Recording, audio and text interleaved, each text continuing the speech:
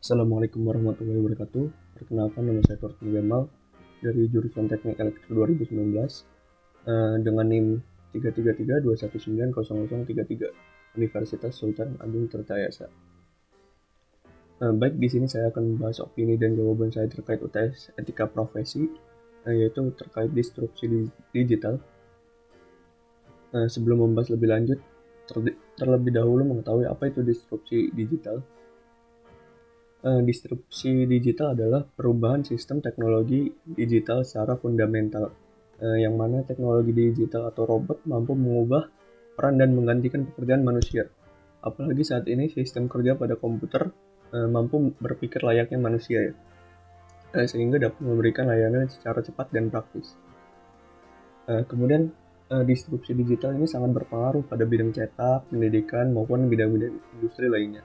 Contohnya adalah pada media cetak seperti koran maupun majalah ya, sebagai media informasi. Media tersebut terkena dampak disrupsi digital dan mulai tergantikan dengan industri seperti Google, Facebook sebagai media informasi yang lebih modern dan maju. Bahkan terbaru terdapat media siaran digital ya dan hiburan, yaitu YouTube, yang mampu menggantikan sebelumnya berupa siaran televisi. Contoh lainnya yang terkena dampak disrupsi digital adalah pada bidang perbelanjaan di department store seperti Ramayana, Matahari, dan lain-lain ya, yang kian tergantikan dengan adanya media perbelanjaan online ya, pada marketplace seperti Shopee, Tokopedia, Bukalapak, dan lain-lain. Di mana orang-orang dengan mudah dan praktis berbelanja dengan hanya bermodalkan HP dan internet saja bisa mendapatkan barang yang kita inginkan tanpa menunggu antrian panjang.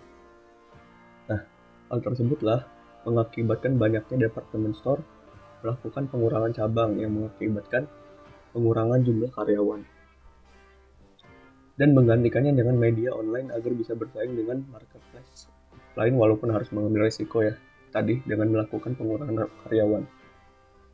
Contoh yang sederhananya pada pembuatan alat atau benda elektronik maupun otomotif ya, dimana dulu pembuatan tersebut harus melakukan beberapa tahap dan membutuhkan banyak orang untuk menyelesaikan alat atau benda tersebut. Tetapi di era sekarang kita hanya memerlukan printer 3 dimensi dan software khusus untuk membuat dan mencetak benda tersebut tanpa memerlukan banyak orang dan memiliki tingkat ketelitian yang sangat baik. Artinya semakin canggih dan modern robot atau mesin pada suatu era tersebut, maka semakin berkurang lapangan pekerjaan untuk manusia dikarenakan akan digantikannya dengan robot ataupun mesin yang lebih canggih, yang sering kita sebut kecerdasan buatan atau AI ya.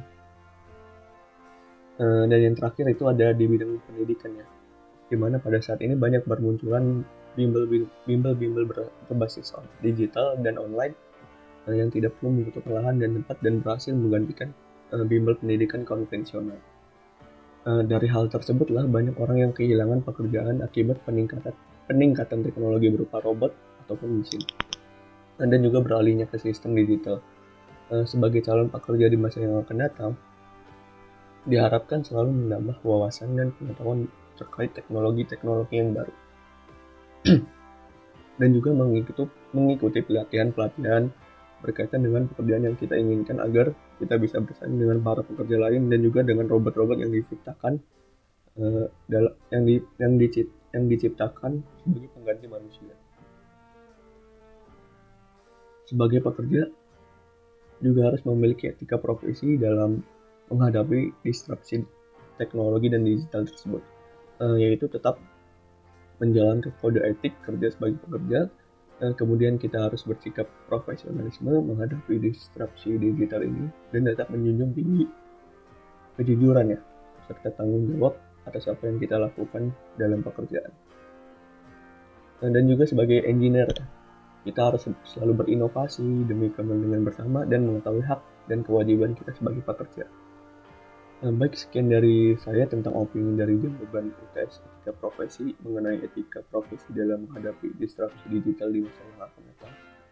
Kurang lebihnya mohon maaf. Assalamualaikum warahmatullahi wabarakatuh.